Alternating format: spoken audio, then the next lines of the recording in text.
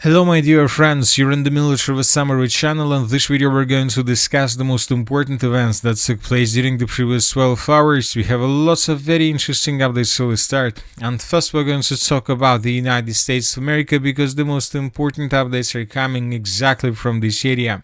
Yesterday talks between the American and the Ukrainian delegations took place. The White House wanted to resolve differences with Ukraine on two of the most fundamental peace plan issues, territorial and security guarantees, as early as yesterday. So yesterday, the United States of America were planning to resolve all these issues. At the talks in Geneva last Sunday, the parties reached fundamental agreements on all but two issues. The White House wants to resolve differences on these issues.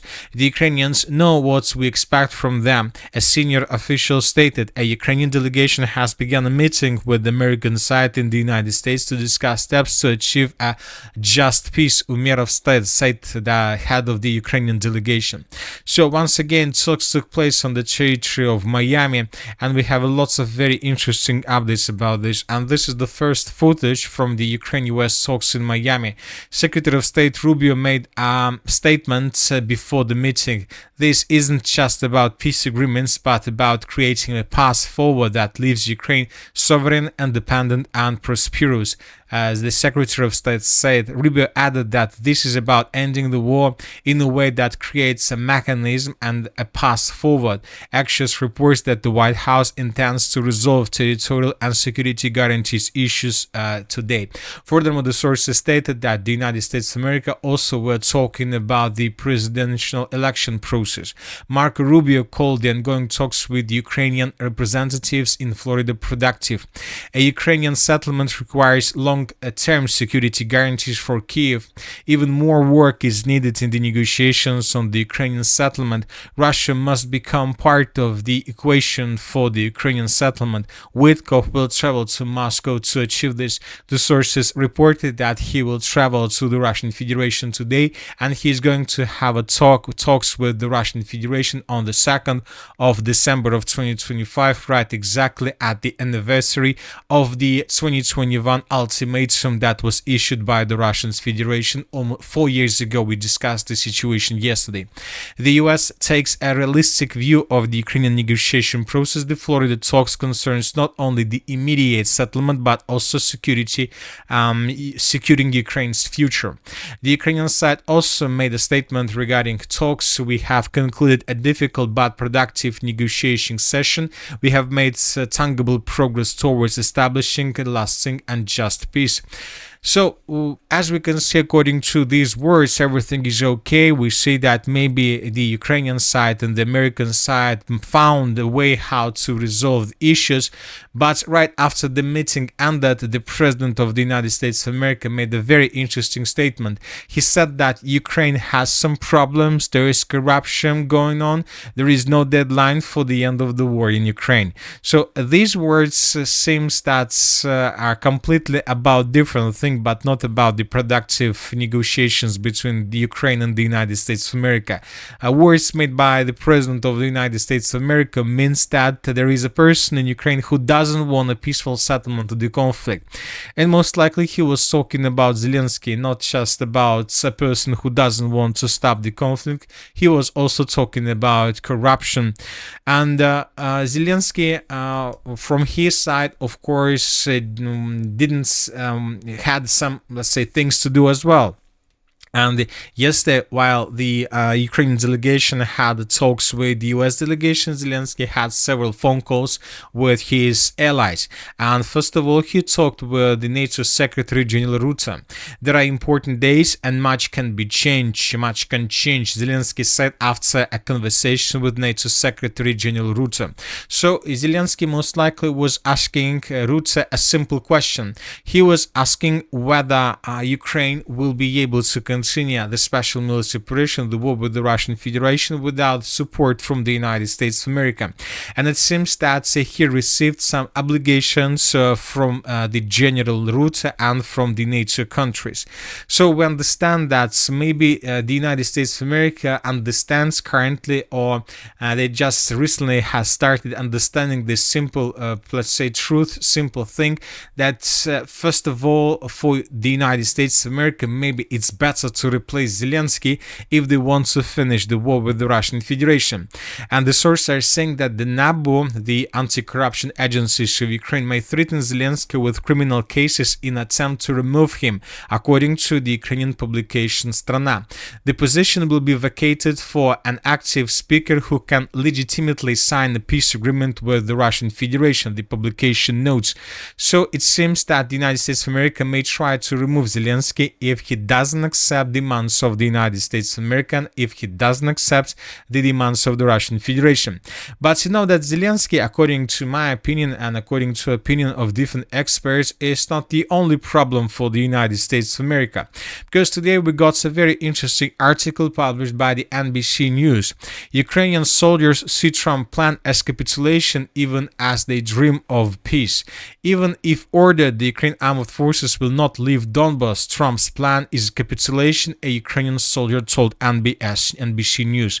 So the truth is simple. There are thousands, hundreds of thousands of Ukrainian soldiers along the line of combat contact who is fighting with the Russian Federation every single day. And despite the fact that they has problems with supply support, that they dream of peace, they will never accept the reality where they lost the war with the Russian Federation.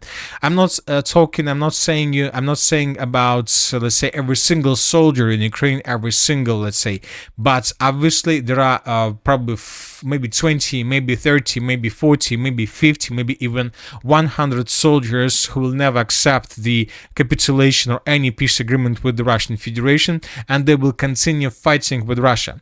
Of course, these 100 soldiers will never be able to hold the lines and, let's say, against the 1 million army of the Russian Federation, but these soldiers can retreat and withdraw their positions from the line of combat contact, and let's say these soldiers can move in the western direction with the purpose to establish, let's say, a front line somewhere on the western bank of the river of Dnipro, let's say somewhere along the M21 road. So because obviously the European Union and the NATO countries will also never accept the loss of the special military operation. They will try to get as many as possible benefits from the situation.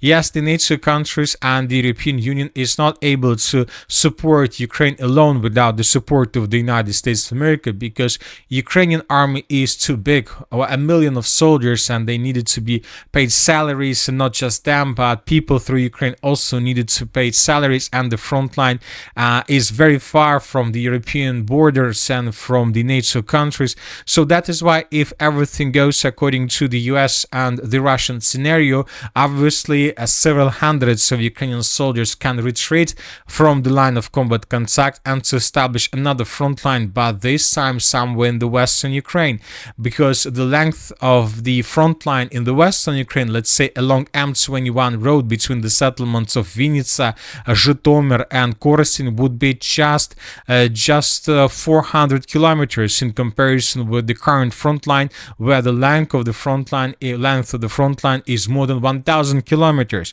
and Ukrainians and the Europeans and the NATO countries can continue fighting, but this time just for, let's say, independence and sovereignty of just the western part of Ukraine, of joining the western part of Ukraine to NATO and European countries.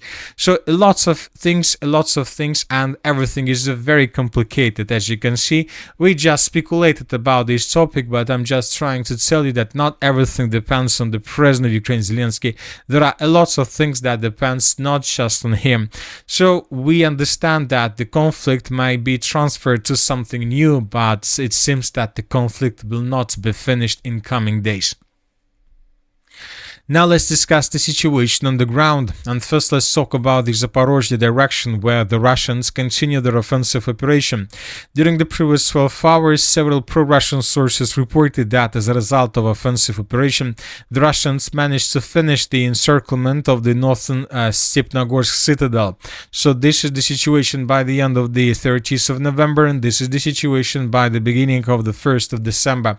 The Russians encircled the Ukrainians on the territory of the citadel without any chances for evacuation. We believe that due to this configuration of the front line, the Russians sooner or later, and probably much sooner, will announce complete control over the settlement. Now let's talk about the eastern Zaporozhye direction. During the previous 24 hours, we received small changes along R85 road. This is the situation by the end of the 30th of November, and this is already the 1st of December. The Russians, according to information we have, managed to improve their positions on the territory of the settlement of Dobropolye. Now we can say that up to 50% of Dobropolye is under complete control of the armed forces of the Russian Federation, and the Russians continue advancing along R85 road in the southern direction towards the settlement of Varvarovka. Furthermore, the Russians improved their positions in the area of the settlement of Vidradne. The Russians approached this dense network of the fortifications that lays on the way towards the settlement of Astapovska. Now the Russians are fighting for this territory. Now let's move further. As for the city of Pokrovsk and as for the settlement of Mirnograd during the previous 24 hours, 12 hours, as you can see, we haven't received anything that can confirm it, either both or either additional progress on the ground or some changes in Russian or Ukrainian favor. Now let's move further and let's discuss the situation in the northern part of Ukraine, in the northeastern part, in the area of the city of Vovchansk. So if you remember, just yesterday we were talking about this video that was published by Ukrainian sources, by pro-Ukrainian sources. And here we could see how Ukrainians discovered the flag of the Russian Federation and attacked the flag with FPV drone. This flag was discovered right exactly at this point, and this is exactly the building that was attacked by the armed forces of Ukraine. But despite the fact that the flag was destroyed, we adjusted the map, and this is the situation by the beginning of the 1st of December. So today pro-Ukrainian sources published a few more videos of how they were destroying flags across the southern part of Vovchansk, and this is exactly what we were talking about yesterday. It seems that the Russian Federation has already captured the city of Vovchansk, and now the Russians began preparation before making a video where we might see, let's say, lots of flags raised through the city of Vovchansk, and most likely the Minister of Defense of the Russian Federation is preparing itself before announcing complete control over the settlement. Most likely all these updates are going to take place right exactly during the meeting with Witkov in Kremlin, or probably during this week, during this decisive week when the future of Ukraine would be resolved. So that is why we believe that a lot of announcements are going to take place exactly this week, and a lot of changes on the ground we might see. Furthermore, according to information we have, the Russians entered the settlement of Vilcha, and currently Russians control up to 20% of the settlement, mainly in the northern and the northwestern parts. And furthermore, according to information we have, the armed forces of the Russian Federation managed to take under complete control up to 50% of the settlement of Liman. So the Russians continue advancing, and we're gonna see additional, announcement and hear additional announcement during the day and during the week. Another important thing took place in the area of the Senegal, the state by the name of Senegal in the western part of Africa. Yesterday, sources published this video where we can see how another vessel, another tanker from the Russian Federation that began sinking off the coast of Africa. So I would like to remind you that two vessels were destroyed or damaged by some special forces in the Black Sea, and this is already a third vessel that was damaged or by somebody or something like this. And the sources are saying that this vessel also belonged to the Russian Shadow Fleet. So as you can see, somebody began hunting the Russian vessels through the world, across the world, with the purpose to destroy them and to ruin Russian, let's say, Shadow Fleet's, let's say, structure, configuration, and the work through the world of this Shadow Fleet as well. So it seems that nobody is going to finish anything, but we see that the conflict enters completely different stage when the United States of America will stop supporting Ukraine, when the USA will work with the Russian Federation, when the Shadow Fleet of the Russian Federation would be destroyed and attacked and hunted through the world by the European countries and by Ukraine itself, and when lots of things, unpredictable things might happen through Ukraine as well. And that's it for the short video. Military Summary channel reminds we condemn any violence in the world. Thank you for watching. Subscribe to my channel, put your likes, join my Patreon, and have a good day. Bye bye.